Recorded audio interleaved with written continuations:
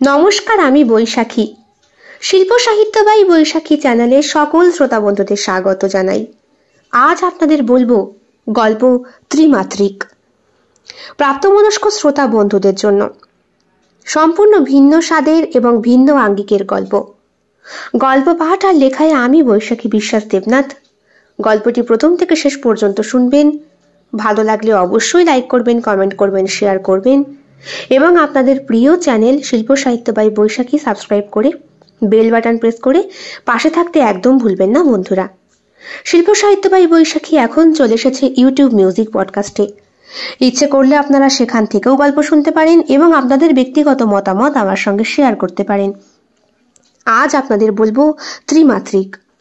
গল্প পাঠ এবং লেখায় আমি বৈশাখী বিশ্বাস দেবনাথ। গল্পটি অবশ্যই প্রাপ্তবয়স্ক শ্রোতা বন্ধুদের জন্য। যাদের ভালো লাগবে না তারা দয়া করে এড়িয়ে যাবেন।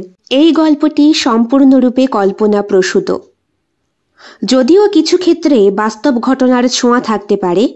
এটি লেখকের কল্পনার সাথে মিশ্রিত একটি সৃষ্টিশীল উপস্থাপন। গল্পটি কোনো ব্যক্তি, ঘটনা বা প্রতিষ্ঠানের সাথে মিলে গেলে তা নিতান্তই কাকতালীয়। এই গল্প শুধুমাত্র বিনোদনের উদ্দেশ্যে তৈরি করা হয়েছে। কেলো করেছে রে, এই মালটাকে কে ঢুকিয়েছে রে? চিৎকার করে বললেন জিম ট্রেনার। অসংখ্য যুবক যুবতীরা রয়েছেন যারা প্র্যাকটিস করছেন। তাদের মধ্যেই হঠাৎ চিৎকার করে ওঠে মুক্তা। সরি বস, আসলে নতুন আমদানি। এই, তোমার নাম কি বাছা? এরকম হুলো মার্কা শরীর নিয়ে তুমি ব্যায়াম করতে এসেছো? তোমার কি এখনই এসব লাগবে? আগে তো হাতের ব্যায়ামগুলো, পায়ের ব্যায়ামগুলো, মাজার ব্যায়ামগুলো করতে হবে নাকি? Sorry madam. কোথা থেকে জোগাড় করিস তুই রতন? এক একটাকে তুলে তুলে দেখে আমার জিমে ঢুকিয়ে দিচ্ছিস। আমার নাম সম্মান সব শেষ হয়ে যাবে। জানিস না এখানে কত নামি নামি সেলিব্রিটিরা ব্যায়াম করতে আসে? সব বাইরে ছবি রয়েছে। সরি বস, ভুল হয়ে গেছে। সরি গুলমারি। এই, নাম কি তোমার? উজ্জ্বল। উজ্জ্বল, বাহ, খুব ভালো। কি করো? কেমিক্যাল নিয়ে রিসার্চ করছি। বাবা বাবা বাবা, তা রিসার্চ করে কি আবিষ্কার করবে শুনি? ওই রোগের চিকিৎসা। তাই নাকি? কি রোগের চিকিৎসা? জেনেটিক। জিম ট্রেনার মুক্তার মুখটা কেমন যেন ফ্যাকাশে হয়ে যায়। কিসের? জেনেটিক। ও আচ্ছা, ঠিক আছে, করো, ব্যায়াম করো। বলছি বস, আপনি আমায় শিখিয়ে দিন না। আপনার শরীরটা কত সুন্দর, কি পেটাই শরীর। এই, গায়ে হাত দিচ্ছ কেন? তোমার কি আমাকে দেখে মেয়ে মনে হচ্ছে? হ্যাঁ। না না না না, মেয়ে কেন মনে হবে? তুমি তো ছেলে। একটা থাবড়া মারবো। ওই মেয়ে বললে হ্যাঁ রাজি হতাম। ঠিক আছে ঠিক আছে, আমার নামটা মুক্তা, আমি নিজেও মুক্তা, আমি মেয়ে। চেহারা বানিয়েছি আমার ভালো লাগে তাই, আমার বাবার পছন্দ ছিল ওই জন্য। আচ্ছা, আমার ফোন এসছে, রাখছি। কি বলছেন বস? আপনার কি মাথা খারাপ হয়েছে? পাশে দাঁড়িয়ে রতন বলে, দেখ আমার মাথায় কাজ করছে না। এসব রিসার্চার ফিসার্চারকে নিয়ে কেন এসেছিস তোরা বলতো? হ্যাঁ হ্যাঁ, হ্যালো, হ্যাঁ ঠিক আছে। দিদি, আমার তো বিদেশে চলে আসতে হলো রে। তোরা কেমন আছিস? ভালো আছি। বলছি তোর ওখানে আমার জায়গা হবে? তুই নিশ্চয়ই আসতে পারবি। ওখানকার সব বেঁচে পড়তে চলে আয় আমার কাছে, আমি বন্দোবস্ত করে রাখবো খুনি। দেখ ভাই, আমার কিন্তু সব কিছুই বদল করতে হবে, বুঝলি? মানে পরিচয়পত্র থেকে শুরু করে। হ্যাঁ, যা পেটাই মার্কা শরীর বানিয়েছিস, কেউ আর তোকে মেয়ে মানুষ বলবে না। শোন, আমি ভালোই ভালোই চলে এসেছি, আর এখানে এসে বেশ নামও হয়েছে। আর আমার রিসার্চের তো বিরাট সুনাম। এখন সব দিকে এর ফল কাজে লাগবে। আচ্ছা শোন দিদি, তোর সাথে পরে কথা বলবো। হ্যাঁ, তুই কবে আসবি না আসবি আমাকে একটু ডিটেলসে লিখে দিস। আমি এখানে তোর সমস্ত বন্দোবস্ত করে দেবো। আর আমার এই সফলতার পেছনে তোর ভূমিকা তো কোনো অংশে কম নয়। হ্যাঁ, কি বলছিস? কি বলছি? না না, তুই ছাড়া আমার এসব হতোই না। থ্যাঙ্কস দিদি, তোর জন্যই পেরেছি। ফোনটা রেখে দেয় মুক্তা। উজ্জ্বল তখনও ভ্যাবলার মতো ওর দিকে তাকিয়ে। এ কি, তুই হাঁ করে তাকিয়ে আছো কেন? ব্যায়াম করো। জিমই জীবন। ব্যায়াম না করে তোমার এই মোটা ভুঁড়ি তুমি ঠিক করবে কি করে? বস বস বস আপনি আমায় রক্ষা করুন বস। ডাক্তার বলেছে সবসময় বসে বসে রিচার্জ করতে করতে আমার নাকি পেটে এতই মেদ জমেছে যে ওটা ধীরে ধীরে আমার শরীরে সবকিছু খেয়ে নিচ্ছে। আরে একজন রিসার্চারের শরীরেই সব খেয়ে নিচ্ছে রে। জিমে থাকা সকল যুবক যুবতীরা হো হো করে হেসে ওঠে। মুখটা কালো হয়ে যায় উজ্জ্বলের। দেখতে পায় মুক্তা। ঠিক আছে ঠিক আছে, আর মুখ কালো করতে হবে না, আমি হাতে ধরে সব শিখিয়ে দেবো। উজ্জ্বল মুক্তাকে সেই থেকে নিজের হাতেই সব কিছু শেখায়। কি করে জিমের কোন মেশিনটা কিভাবে ব্যবহার করতে হবে সব কিছু। উজ্জ্বলও মুক্তার শেখানো কথা অনুযায়ী এবং ইনস্ট্রাকশন অনুযায়ী কাজ শুরু করেছে। কিছুদিনের মধ্যে এই চেহারার আমূল পরিবর্তন চলে আসে। বস বস আপনার জন্য একটা ট্রিট রেখেছি। বাহ, এত তাড়াতাড়ি ট্রিট? কেন, কি উপলক্ষে? না মানে এই আপনার জন্যই আমার শরীর ঠিক হয়েছে। আসলে বিনা বলেছে আগের থেকে নাকি এখন আমাকে ভালো লাগে দেখতে। কে বলেছে? বিনা। বিনা? বিনা চেনা চেনা, খুব চেনা এই নামটা। একটা মানুষের তৈরি হতে কতটুকু সময় লাগে? জোর 15-20 মিনিট, আচ্ছা খুব বেশি হলে আধ ঘন্টা। 2 ঘন্টা গাড়ি নিয়ে তোর বাড়ির সামনে হন্যে হয়ে দাঁড়িয়ে রয়েছি আমি। এসবের কোনো মানে হয় উজ্জ্বল? তুই বলতো। রাগ করছিস কেন মুক্তা? আসলে দেরি হয়ে গেল। তোর যে কিসের এত ঘরের মধ্যে কাজ? একবার বাথরুমে ঢুকলে ঘন্টা 3-এর আগে তুই বেরোতে পারিস না। দাঁতে পিসছিস কেন? কেন আমি দাঁতে পিসলে কি তোর শরীর খারাপ করবে? আমি কি তোকে পেটে ধরেছি? আমি কি তোর মা? ব্যঙ্গ করে কথাটা বলল মুক্তা। চোখে চশমা, মাথার চুল বয় কাট, পরনে জিন্সের প্যান্ট আর টপ। শরীরটা ভগবান মেয়েদের মতো ঠিক একটা দেননি। আসলে পুরুষালী গঠন যেন। মেয়েটাও জিম করে নিজের শরীরটাকে পাকাপোক্ত বানিয়ে ফেলেছে। ওর জিমেই ব্যায়াম করতে যেত উজ্জ্বল। সেখানেই প্রথম মুক্তার সঙ্গে তার আলাপ। বন্ধুত্বটা ওদের 7 বছর গড়িয়েছে। উজ্জ্বল পদার্থবিজ্ঞান নিয়ে পড়াশোনা করছে। বেশিরভাগ সময়টাই ওর কেমিক্যাল রিসার্চ নিয়েই কেটে যায়। পিএইচডি করছে, এখনো অনেকটা কোর্স কমপ্লিট করা বাকি। মুক্তা জিমেই কাজ করে, রীতিমতো একজন ট্রেনারের মতো। উজ্জ্বলের শরীরে অসংখ্য রোগ ধরা পড়ে গিয়েছিল। সারাদিন ল্যাবে বসে টেস্ট করতে করতে লিভার আর কিডনি দুটোর ওপরই এফেক্ট করে। তার উপরে উজ্জ্বলের একটু স্মোকিং এর নেশা আছে। মুক্তার ধমক ধামকায় আজ অনেকটাই বিপদ মুক্ত সে। উজ্জ্বল মুখটা পাংশু করে বসে রয়েছে ওর গাড়ির পাশে।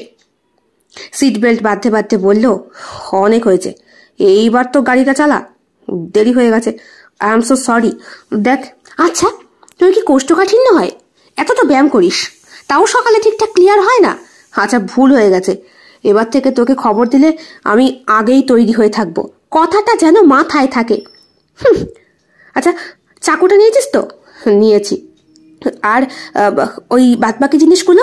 সবটা নিয়েছি, কিন্তু ভয় করছে যদি কিছু ভুলভাল হয়ে যায়। ভুলভাল কেন হবে? আমি ওর ঘরের চাবি ডুপ্লিকেট বানিয়ে রেখেছি। চুপচাপ ঘরে গিয়ে বসে থাকবি, চাকুটাই তো আসল কাজ করবে।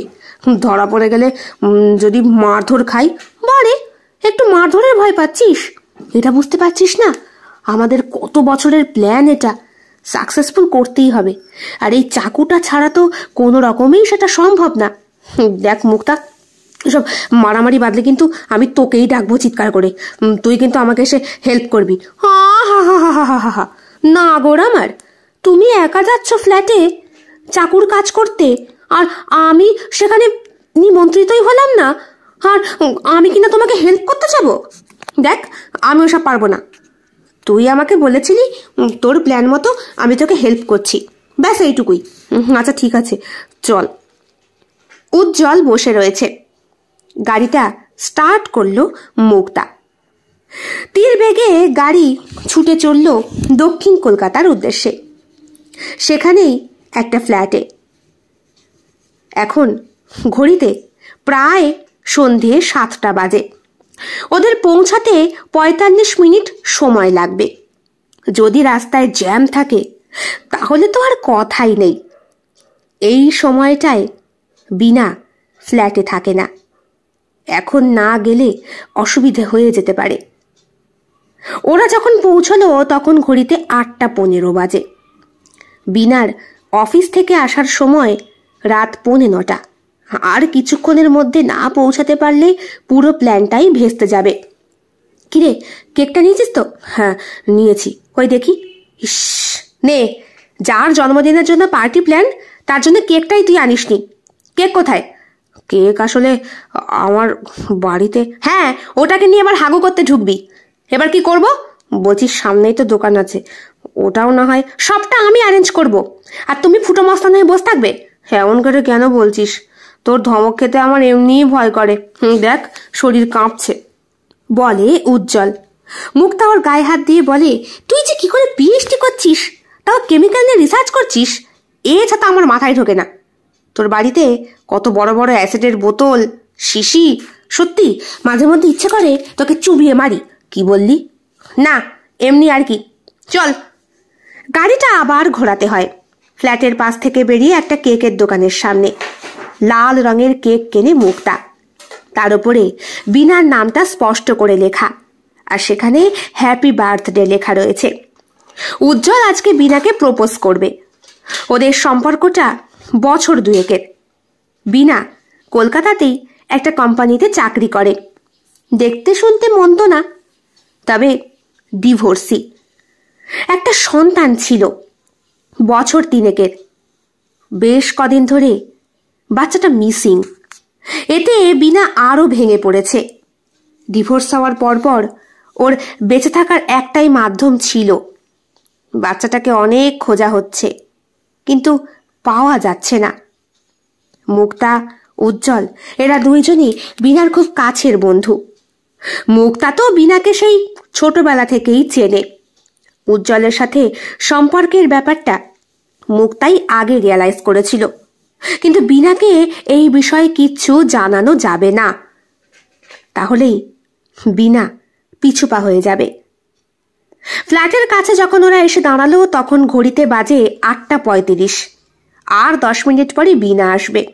মুক্তা বলে, তাড়াতাড়ি কর। আরে হাতে চাপ দিচ্ছিস কেন? কেন, আমার হাত বুঝি এতই লোহার মতো শক্ত? তুই জানিস না, তোর মুখটাই কেবলমাত্র মেয়েদের মতো রয়েছে। ভগবান পুরো শরীরটাকেই পুরুষের মতো করে দিয়েছে। তুই যে শুধু কেন ছেলে হলি না, ও একটু মাটিতেই অসুবিধা হয়ে গিয়েছে আর কি। বাজে কথা রাখ, তোর জন্য এসে মরি আর তুই কথা শোনাস। তাড়াতাড়ি কর। মুক্তার কাছে ধমক খায় উজ্জ্বল। একটা সাদামাটা পাঞ্জাবি পরেছে সে, মুখে দাড়ি ছিল, মুক্তার চাপেই সেটা কেটেছে। ও বেশ ভালোই ইনকাম করে, স্টুডেন্টদের শেখায় অনেক কিছু, আর বিনাও চাকরি করছে। এই দুটো মানুষের সংসার হতেই পারে, শুধুমাত্র বাচ্চাটাই মিসিং হয়ে গেল আর কি। নে নে, তাড়াতাড়ি কর। তাড়াতাড়ি গাড়ি থেকে নামে দুইজন। মুক্তার কাছ থেকে বিনার ফ্ল্যাটের ডুপ্লিকেট চাবি নিয়ে দরজাটা খোলে ওরা। দারোয়ানটা এই সময় থাকে না, মদ খেতে যায়।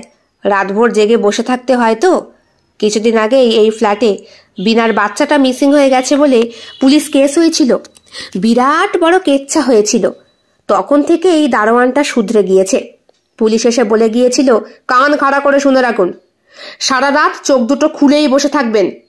একটা ছোট বাচ্চা ৩ বছরের, রাস্তাঘাট কিচ্ছু চেনে না, সে কি করে আপনাদের অ্যাপার্টমেন্ট থেকে মিসিং হয়ে যায়?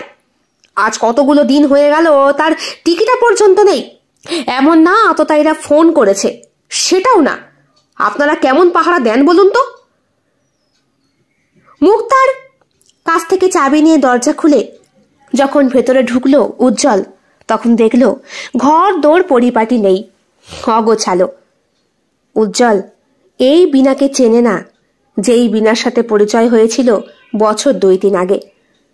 বিনা তখন কত পরিপাটি। মেয়েকে স্কুলে ছাড়তে যাচ্ছিল তখনই দেখা। প্রথম ভর্তি হয়েছে সে নার্সারিতে, স্কুলে যাবে না, কি কান্না। বিনা কেকের দোকানে বসিয়ে তাকে কেক খাওয়াচ্ছিল। বাচ্চাটা তখনও আদো আদো বুলি করে কথা বলে। সেই বাচ্চাটা আজ কতগুলো দিন পাওয়া যাচ্ছে না তাকে। নিজেও কেক কিনতে গিয়েছিল উজ্জ্বল সেই দিন। তখনই আঙ্কেল আঙ্কেল বলে ছোট্ট মেয়েটা নিজেই আলাপ করেছিল। তুই এবার চলে যা নাকি? আমার কাজ হয়ে গেল, এবার বিনা আসবে, প্রপোজ করবি, চুম্মাচাটি করবি। বাদ দে, কি বলিস? ওর চোখ দুটো দেখলি আমার ভয়ে গা কেঁপে ওঠে। ও হরি, মনে মনে মন কালা খাচ্ছে কতদিন ধরে, আর এখন আমার কাছে এসে তুমি চেনলিপানা মারছো? ঠিক করে বল না, আমার কেমন যেন লাগছে। ও আমার প্রপোজাল স্বীকার করবে তো? শোন, প্রপোজ করার মতো করে করবি। এমনিতেই বিনাকে আমার খুবই ভালো লাগে, বলতে পারিস আমি ওকে ভালোই বাসি। নেহাত ওই যে বললি ভগবান মাটি কম দিয়ে দিয়েছে, তাই ছেলের জায়গায় মেয়ে হয়েছি, আর প্রপোজটা করা হলো না। না হলে তোর জায়গায় আমি ওকে কবে বলে কয়ে বিয়ে থা করে নিতাম। একটা বাসের শব্দ হলো। ওই বাসে করেই বিনা আসে অফিস থেকে। এই ও চলে এসছে, শিগগিরই কর, তোর জন্য দেরি হচ্ছে, ঝাঁঝি মেরে বলল মুক্তা। তুই তুই তুই এক কাজ কর, তুই দরজার পেছনে লুকিয়ে পড়। আরো দরজা বন্ধ করে আমায় দেখে ফেলুক, আর উদম আমাকে জুতো খুলে কেলান দিক। এমন করছিস কেন? আরে বাবা, এত ভয় পেলে কি করে হবে? বিয়ে ম্যান, তারপরে ব্যায়াম করে কি সুন্দর শরীর বানিয়েছিস তুই। যাই হোক, আমাদের ফ্রেন্ড সার্কেলের মধ্যে তিনজনই যে আমরা চেনা পরিচিত, এটা কিন্তু বিনার কানে খবরদার লাগিয়ে দিস না। বিনা যদি একবার জানতে পারে যে আমি তোকে চিনি, তোর জিম ট্রেনার, তাহলে তোকে আর পাত্তা দেবে না। কেন? সে কারণটা পরে বলবো খুনি। নে তাড়াতাড়ি কর। তাড়াতাড়ি ঘরে ঢুকিয়ে ওর বেডরুমের ওপরে একটা কেক রেখে পাশে চাকুটা রেখে মুক্তা বলে, তোমার সব কিছু রেডি, এবার প্রপোজ করাটা তোর ব্যাপার, তুই কিভাবে হ্যান্ডেল করবি তুই জানিস। আচ্ছা আমি আসি, দেখে ফেলবে না? আরে দেখবে না, এই তো। দেখাই মুক্তা যেই জামাটাও পরে রয়েছে সেটা হুডি কাটিং, মুখ ঢেকে নেওয়া যায়, পায়ে আবার বুটও পরা, আর চেহারাটাও পুরুষালী, বোঝা যাবে না। এই আসি, হ্যাঁ। দরজাটা ভেজিয়ে দেয় উজ্জ্বল, আর মুক্তা বাইরে থেকে লক করে চাবিটা পকেটে পুরে নিজের মতো সিঁড়ি দিয়ে নামতে থাকে। তখনই দেখে বিনাও ওপরে উঠছে। পরনে ধূসর রঙের কালো পাড়ের শাড়ি, ম্যাচিং করা ব্লাউজ, এয়ার হোস্টেস গলা, ঘাড়ে ব্যাগ, চোখে চশমা নেই, তবে বড় বড় চুল হাত খোপা করে বাঁধা, তাতে খোপার কাটা গোজা, কপালে ছোট্ট একটা কালো টিপ, ঠোঁটে হালকা গোলাপি রঙের লিপস্টিক পরা, গলায় সরু একটা সোনার চেনে চকচক করছে একটা মুক্তোর লকেট, কানেও মুক্তোর লকেটের সাথে একটু ঝুল আছে, হাতে ঘড়ি, আরেক হাতে একটা কভার ব্যাঙ্গেল, পায়ে মানানসই জুতো। উঠে আসছে ওপরে বিনা, কোনো রকম অহংকারের ছাপ নেই মুখে। কত টাকা মাইনে পায়। সম্পর্কটা হয়েছিল নীলাঞ্জনের সাথে, আজকের না, বহু বছর আগের।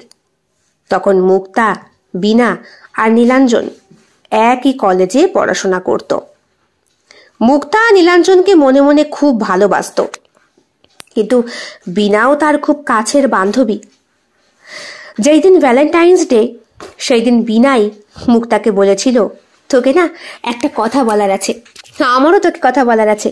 বল, কি বলবি? না না, তুই বরং আগে বল, বলেছিল বিনা। মুক্তা বলেছিল, না, তোর স্পেশাল কথাটা আগে শুনবো আমি, আমারটা না হয় পরে। জানিস তো, আমি না একজনকে ভালোবাসি। বুকের ভেতরটা কেঁপে উঠেছিল মুক্তার। মনে মনে ভাবছিল নীলাঞ্জনের নামটা যেন সে না বলে, কারণ ওই মানুষটাকে যে ও বড্ড বেশি ভালোবাসে। নীলাঞ্জন উচ্চতায় প্রায় 6 ফুট, গায়ের রং হালকা তামাটে, চেহারার মধ্যে চাকচিক্য নেই, তবে সরলতায় পূর্ণ। শার্ট প্যান্ট পরে, পায়ে কমা জুতো পরে সাইকেল চালিয়ে কলেজে আসত। পড়াশোনায় তুখর ছিল নীলাঞ্জন, চোখে পাওয়ারের চশমা ছিল একটা। ক্যান্টিনে বসেই আলাপ হয়েছিল মুক্তা আর বিনার সাথে। সেই দিন নীলাঞ্জনের ফুটো পকেটে একটা কানাকড়িও নেই, এদিকে খিদেও পেয়েছে। মুক্তা তখন থেকেই ওই জিন্সের প্যান্ট টপ পরতো, কিন্তু চেহারাটা মেয়েদের মতোই ছিল। মাথার চুলগুলো ছোট করেই কাটা বরাবরই মুক্তার অভ্যেস। বিনাকে সে চেনে ক্লাস 5 থেকে। একই সাথে দুইজন পড়াশোনা করতে করতে কলেজ পর্যন্ত চলে এসেছে। ওদের বাড়িও পাশাপাশি। নীলাঞ্জনের নামটা যাতে না শুনতে হয় তার জন্য মনে মনে প্রার্থনা করতে থাকে মুক্তা। কিন্তু তখনই বিনা বলে, নীলাঞ্জনকে তোর কেমন লাগে? ভালোই তো লাগে। কেন বলতো? আসলে ওই ছেলেটাকে না ভালোবেসে ফেলেছি। জানি না বাবা মানবে কি না, কারণ নীলাঞ্জনের ফ্যামিলি ব্যাকগ্রাউন্ড, টাকা পয়সা তেমন কিছুই নেই। তবে বিশ্বাস কর, আমি মনে করি ভালোবাসাটা আগে দরকার, তাই না বল মুক্তা? তোর কি মনে হয়? তুই নীলাঞ্জনকে পছন্দ করিস? ভীষণ পছন্দ করি, খুব ভালো লাগে ওকে। ভাবছি আজকে প্রপোজ করব। ও দেখেছিস তো, তোর আর আমার সাথে সবসময় কত মনের কথা বলে, গল্প করে। যদিও ওর কাছ থেকে আমি সেরকম কোনো প্রপোজাল পাইনি, ইশারাও পাইনি। হয়তো আমাকে ভালোবাসে, কিন্তু বলতে হয়তো পারে না। মুক্তার চোখে জল এসেছিল। সাইড করে রুমাল দিয়ে চোখটা মুছে বলেছিল, ভালোই তো, তা তুই বলেই দেখ না কি হয়। নীলাঞ্জন তখন ঢোকে, পরনে সেই পুরনো ময়লা একটা শার্ট আর প্যান্ট। বিনা বলে, টিফিনের টাকা বাঁচিয়ে শপিং মল থেকে ওর জন্য শার্ট প্যান্ট কিনেছি, ওকে পরতে দেব। যদি পরে তাহলে কি বুঝবি? তাহলে বুঝবো ও আমাকে ভালোবাসে। হাট, তা হয় নাকি? নীলাঞ্জনের আত্মসম্মানবোধ যথেষ্ট বেশি, মনে হয় না তোর দেওয়া শার্ট প্যান্ট পরবে। দেখি না একবার বলে। নীলাঞ্জন ডাকে বিনা। মুক্তার বুকের ভেতরটা তখন ভেঙে চুরমার। নীলাঞ্জন সাইকেলটা রেখে হাতে ব্যাগটা নিয়ে হাসতে হাসতে এগিয়ে আসে। তারপরে সেই ব্যাগটা পিঠের ওপর তোলে। আরে তোরা, কি ব্যাপার? আজ কলেজে? মা, আসতে নেই না, আজকে তো ভ্যালেন্টাইন্স ডে। তুই কেন এসেছিস? আর আমি তো কার্ড নিতে এসেছি, অ্যাডমিট। আমার কালকে আসা হয়নি তো, ওই জন্য।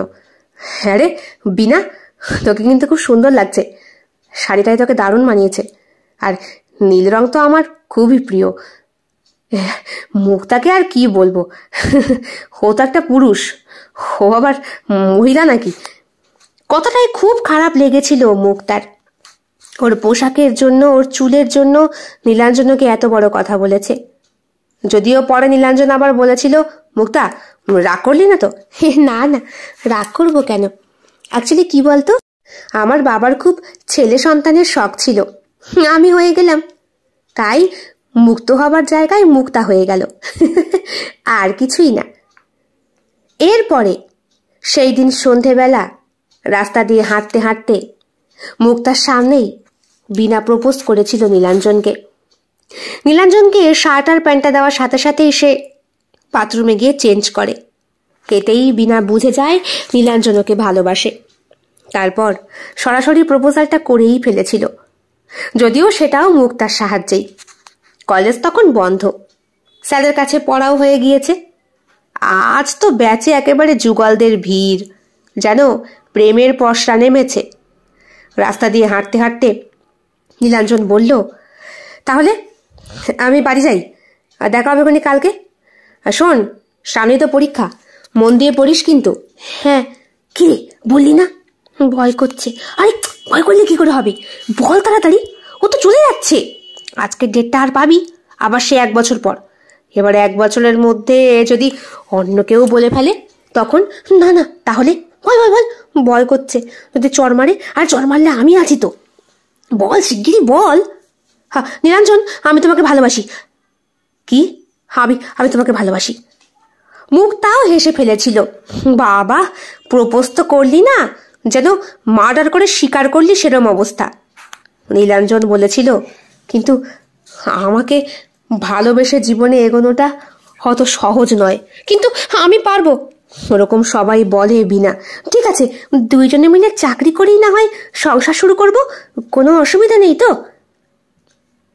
মুক্তা সরে গিয়েছিল বিনা আর নীলাঞ্জনের জীবন থেকে। তারপরে বছরের পর বছর কেটেছে। মুক্তা পড়াশোনার প্রতি আর গুরুত্ব দিতে পারেনি। বাবার মৃত্যুর পরে বাবার জমি রাখা কিছু টাকা পয়সা দিয়ে জিম করে সে। আজকাল তো জিমের খুব রমরমা, লোকে মোটর সাইকেল চালিয়ে সাইকেল শিখতে যায় জিমে। শুধু তাই নয়, হাঁটতেও যায় ওই হাঁটা মেশিনে। আজ এই জিমের দ্বারা বেশ ভালোই অর্থ সঞ্চয় করেছে মুক্তা। যেহেতু নীলাঞ্জন ওকে বলেছিল ও নাকি পুরুষের মতো, তাই নিজেকে নারী থেকে পুরুষে পরিণত করেছিল মুক্তা। এরপরে বিনার সঙ্গে দেখা হয়েছিল বিনার ছোট্ট মেয়েটাকে দেখার পর। মেয়েটা ইঞ্জেকশন দিতে গিয়েছিল ডাক্তারের কাছে। কি কান্না! নীলাঞ্জন আর বিনাকে পাশাপাশি বসে থাকতে দেখে দূরেই সরে যাচ্ছিল, তখনই নীলাঞ্জন ডেকে বলে, ওমা মুক্তা তুই? আরে আমি তো তোকে চিনতেই পারিনি, তুই তো এখন সম্পূর্ণ পুরুষ হয়ে গিয়েছিস। হয়েছি বল? হ্যাঁ, কি বডি বানিয়েছিস রে, দারুণ। ভগবান একটু কমিয়ে দিয়েছে তোর ক্ষেত্রে, আর সামান্য একটু যুক্ত করলেই সম্পূর্ণ পুরুষ হয়ে যেতি। তা অপারেশন করার মতো কোনো ইচ্ছে নেই তো? থাকলে আমায় বলতে পারিস, আমার কিন্তু চেনা জানা ডাক্তার আছে। এ কি মুক্তা না? ফোন নেই, কলেজ নেই, সব বন্ধ করে দিলি? এটা বুঝি তোর মেয়ে? হ্যাঁ। হো মা, কি মিষ্টি হয়েছে রে। নাম কি দিয়েছিস? ঝিলমিল। হো মা, দেখ না ইঞ্জেকশন দিতে এনেছি। মেয়ে যেন আগে থেকেই বুঝতে পারছে, কেঁদেই চলেছে। তারপরে মুক্তার ফোন নাম্বার নিয়েছিল বিনা, টুকটাক কথাবার্তা সব। এরপরে একদিন বিনাই বলে, জানিস তো, যেই মানুষটাকে ভালোবেসে বিয়ে করেছিলাম সেই মানুষটা আর এখনকার নীলাঞ্জনের মধ্যে অনেক তফাৎ। কেন রে? কলেজ কমপ্লিটের পরেও চাকরি পেয়ে গেল, আমার বাবার কাছে বিয়ের প্রস্তাব দিল। বাবা শর্ত রেখেছিলেন আমার জন্যে প্রচুর টাকা সঞ্চয় করে তবেই বাবার কাছে যেতে। আমি ওইসব দিকে কান দিইনি, ওর হাত ধরে পালিয়ে এসেছিলাম। কিন্তু গরিব ছিল তো নীলাঞ্জন, হঠাৎ করে একটা কোম্পানিতে চাকরি পেয়ে বেশি টাকার মুখ দেখলে যা হয়। আমাকে আর মেয়েকে এখন সময় দিতে পারে না, সব সময় টাকা টাকা টাকা। কি বলে জানিস মুক্তা? আমাকেও চাকরি করতে। এদিকে ও এতটা ইনকাম করে যে আমার চাকরি করার দরকার হয় না রে। জানি না সম্পর্কটা বেশি দিন টিকিয়ে রাখতে পারবো কিনা। মুক্তার আনন্দ হয়েছিল না দুঃখ মুক্তা জানে না, তবে বিনার কথায়, বিনার জন্যে তার মনের ভেতরে যথেষ্ট অনুশোচনা হয়েছিল। আর এইটা মনে মনে বলেছিল, ভাগ্যিস প্রেমের জোয়ারে নিজেকে না ভাসিয়ে নিজের পায়ে প্রতিষ্ঠিত হতে পেরেছি। যাক, শোন, তোর কোনো অসুবিধা হলে আমায় জানাস, আমি তোর পাশে সবসময় আছি। সে তো বুঝতেই পারছি, আমার বিয়ের সময় ছিলিস না, বাচ্চাটা হওয়ার সময় আমাকে কত প্রবলেম ফেস করতে হয়েছে, তখনও তোর টিকিটা পাইনি। আসলে কি বলতো, নিজের কাজে ব্যস্ত হয়ে পড়েছিলাম তো। তবে যাই বল মুক্তা, তোর শরীরটা কিন্তু দারুণ বানিয়েছিস, দেখলেই লোভ হয়। লোভ হয় কেন? না মানে তোকে একটু সম্পূর্ণ দেখার লোভ হয়। নারী শরীরটা কি করে যে পরিবর্তন করলি। হ্যাঁ রে, তোর মনটাও কি পুরুষের হয়ে গেছে নাকি? বলে হেসেছিল বিনা। কিন্তু মুক্তা জানে সে আজও একজন নারী, আর নারীর মতোই সে থাকতেও চেয়েছিল। তার পরের ঘটনা সবার জানা, ডিভোর্স এবং বিনার কাজে জয়েন করা, তার পরপরই বাচ্চাটা মিসিং হওয়া। যদিও এর মাঝখানে মুক্তার জীবনে আসা নব বসন্তের জোয়ার হয়ে উজ্জ্বল, সেও বিনাকে পছন্দ করে ফেলেছিল। আসলে বিনা মেয়েটাই এমন। মুক্তা শাড়ি পরে না তো, সেজে গুজেও থাকে না, ওসব ওর দ্বারা হয় না। যদি সেটা করত তাহলে বিনার থেকে কম সুন্দর হতো না মুক্তা।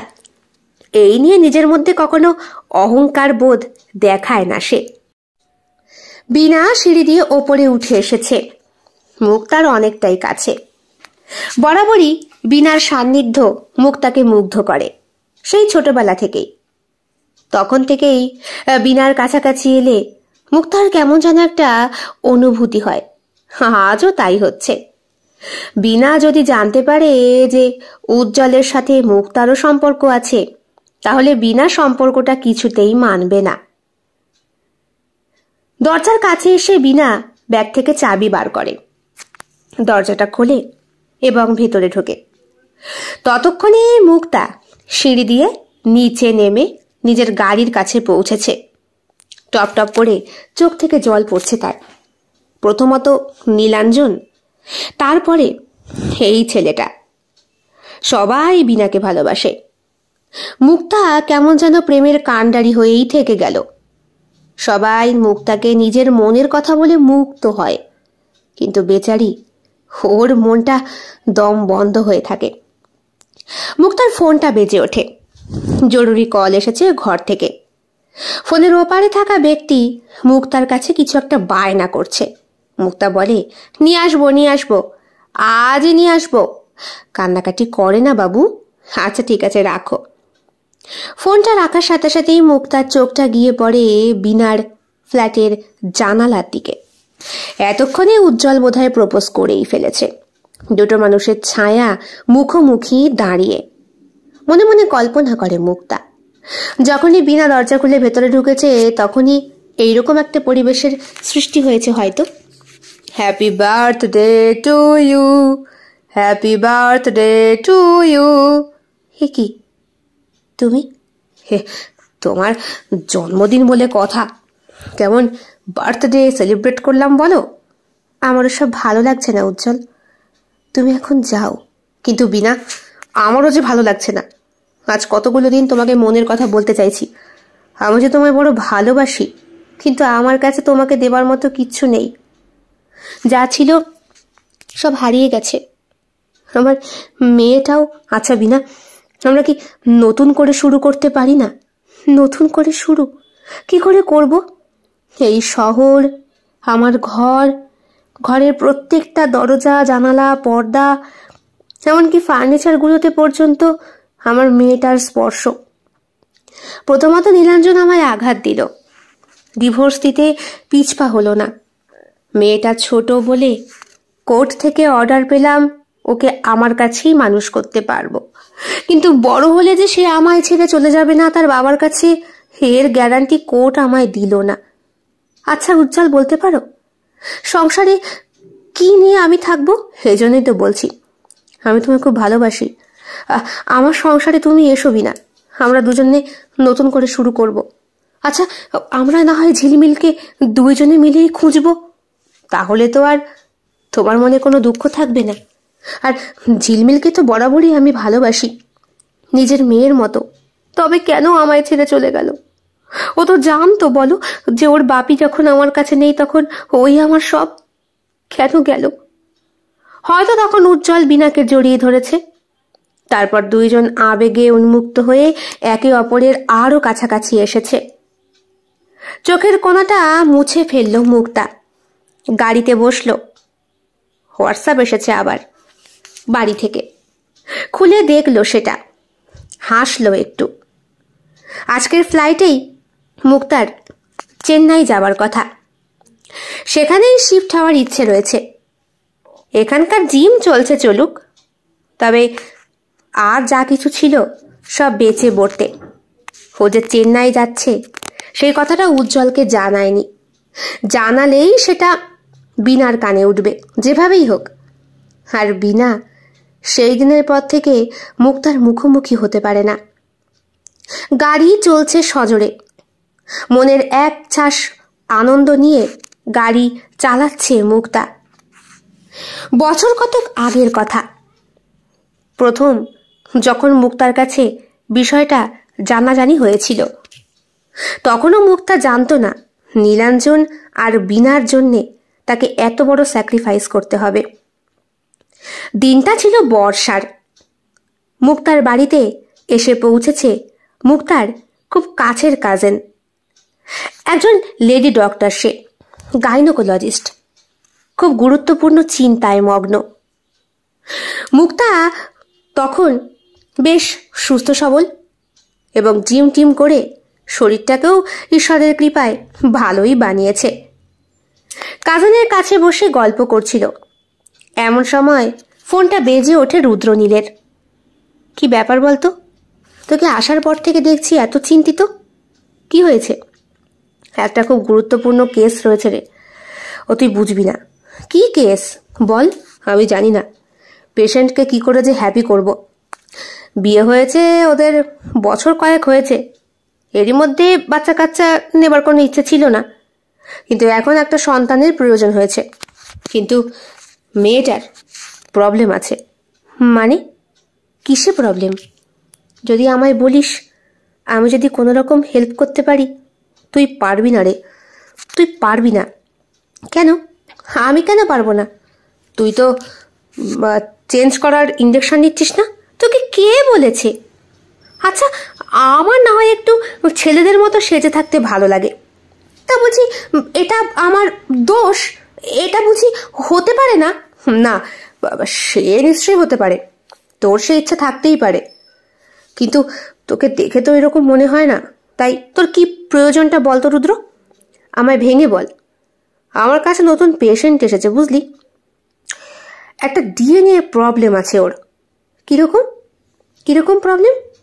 Genetic manipulation.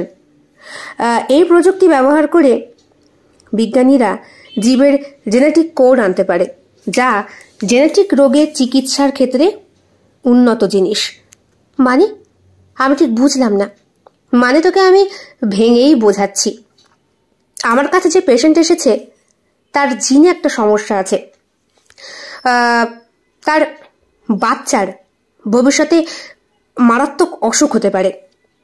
মাইটোকন্ড্রিয়া সিনড্রোম, এটা এক ধরনের জেনেটিক রোগ। এটা মাইটোকন্ড্রিয়া নামক কোষের শক্তির উৎপাদনকারী অংশে সমস্যা হওয়ার কারণে ঘটে।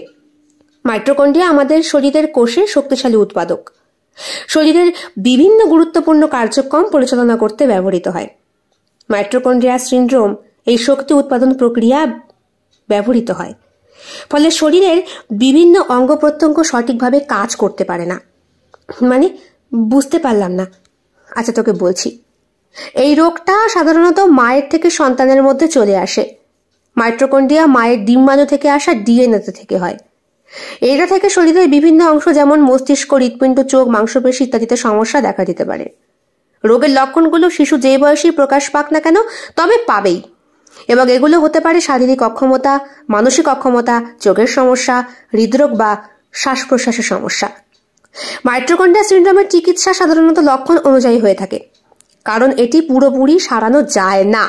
তবে কিছু চিকিৎসা এবং পদক্ষেপ গ্রহণে রোগীর জীবনযাত্রার মান উন্নত করা যেতে পারে। আর আমার কাছে যে পেশেন্ট এসেছে তার সেখানেই প্রবলেম। যদিও তার বাবার কোনো অসুবিধা নেই, এই রোগীর চিকিৎসা কি হতে পারে? একটাই চিকিৎসা হতে পারে। যেহেতু আমার কাছে যে পেশেন্ট তার মাতৃকোষে এই প্রবলেমটা রয়েছে, অর্থাৎ মাইটোকন্ড্রিয়া মায়ের ডিম্বাণু থেকে যেই রোগটার কারণে এটা হচ্ছে, আমি তোকে ভেঙে বলছি। এটাকে বলে জেনোম প্রযুক্তি। বুঝতে পারলি? এই প্রযুক্তির মাধ্যমে যেহেতু মায়ের ডিএনএর মধ্যে মাইটোকন্ড্রিয়া সিনড্রোম রয়েছে, ওই অংশটা বাদ দিয়ে দিতে হবে। একটা সুস্থ মা লাগবে যার ডিম্বাণুতে কোনো অসুবিধা নেই। সেই অংশটুকু নিয়ে ওই মায়ের গর্ভে পুশ করতে হবে। বাচ্চাটা কিন্তু টেস্ট টিউব বেবি হবে। তারপরে সেই বেবিকে মায়ের গর্ভে ধারণ করাতে হবে। যেই বাচ্চাটা জন্মাবে সে শারীরিক সুস্থ হবে আশা করা যায়, কারণ জন্মানোর পরে মারাত্মক অসুখ হবার থেকে আমার মনে হয় পেটে থাকতেই সেটা যদি মিটিয়ে দেওয়া যায়, তাহলে আমার মতে বাচ্চাটাও সুস্থভাবে বাঁচে, আর সেই দম্পতিও। তোকে বলে কি হবে বলতো দিদি? তুই তো কিছুই করতে চাস না। তুই ভুল করছিস। দেখ, আমি রীতিমতো আমার খাদ্য তালিকায় সব কিছু মেনে চলি, আর আমার শরীরটাই এখন আমার বাঁচার উপায়। জানিস তো, আমার এই জিম আমার মাধ্যমেই চলে। আচ্ছা, বলছি, আমার একবার টেস্ট করে দেখতে পারিস তো, যদি তুই দিবি? সত্যি তুই তোর দিবি ডিএনএ টেস্ট করতে? কেন দেব না?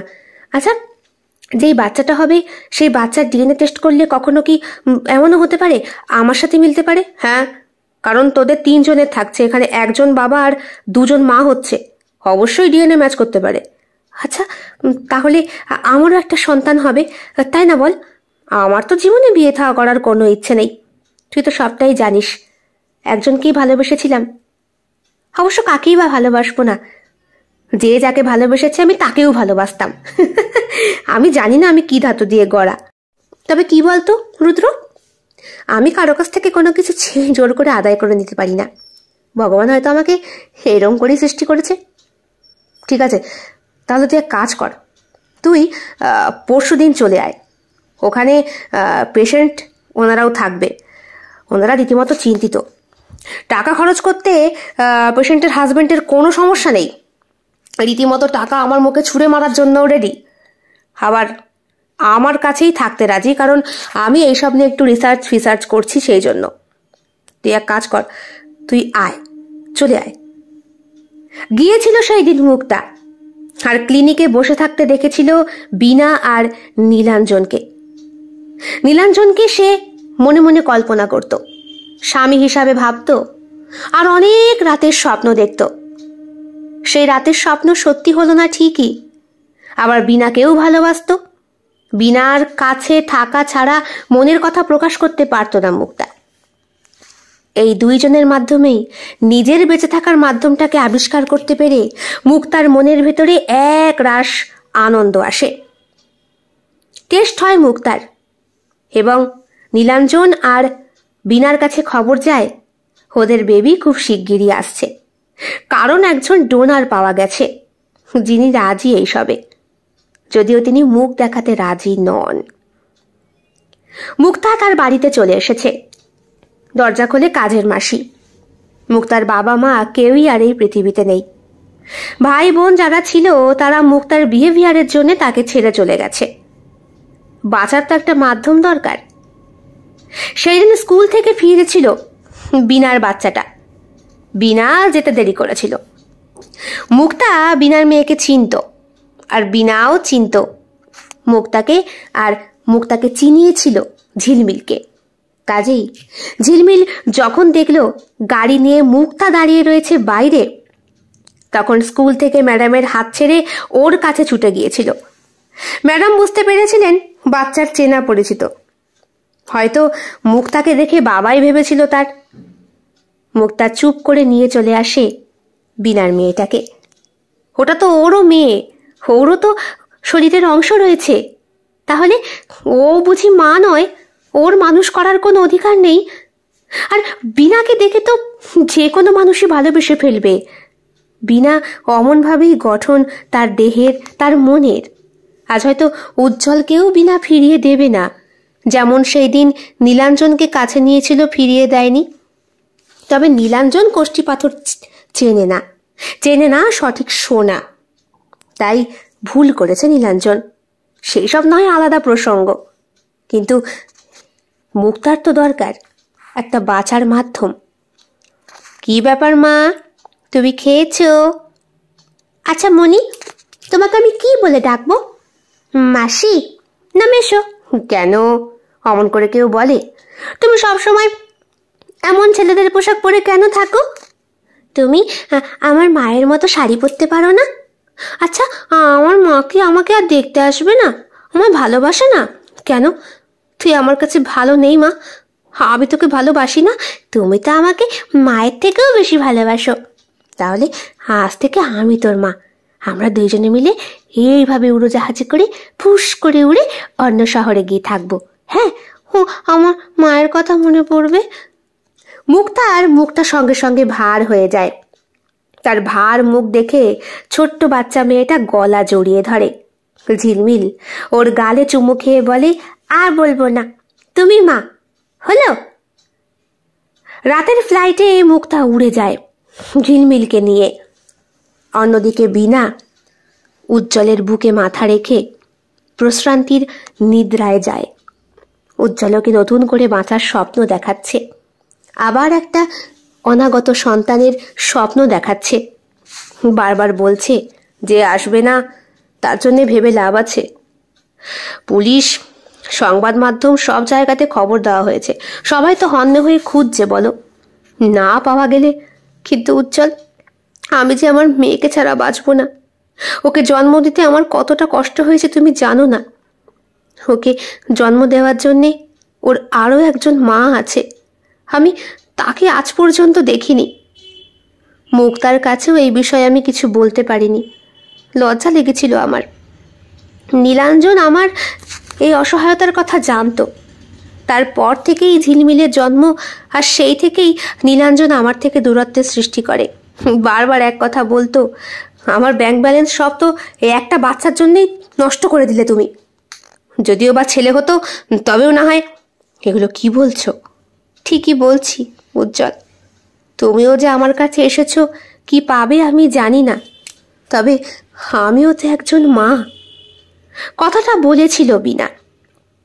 উজ্জ্বল বলল, ও বললাম তো, মেয়েকে না হয় দুইজনে মিলেই খুঁজব। আচ্ছা, তোমার যাবতীয় ডকুমেন্টের কাগজপত্র আমায় দেখাতে পারো?